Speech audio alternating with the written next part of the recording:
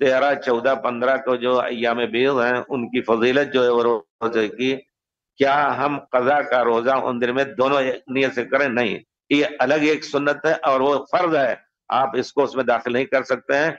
कजा की रोजे जो है आप दूसरे दिनों में रखें, अय्याम बीज की नियत करके अय्याम बीज के दिनों में दोनों की एक नियत करके ये जायज नहीं है।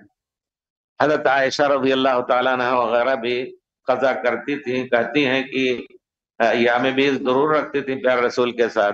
कहती हैं कि शाबान में प्यारे रसूल सल्लल्लाहु अलैहि वसल्लम ज्यादा से ज्यादा रोजे रखते थे, तो मैं रमजान का कजा जो है शाबान में करती थी। जो 15-20 दिन के दरमियान रमजान दूसरा आने वाला है, यानी गोया साल भर उन्होंने कजा नहीं किया, तो और लेकिन यह है कि सिद्ध रमजान जो 6 शाबान जो 6 शव्वाल का रोजा वो भी रखती रही होंगी कतान, और इसी तरह अय्याम बीज रखती रहेंगी, उनको उन्होंने उसमें नहीं मिलाया।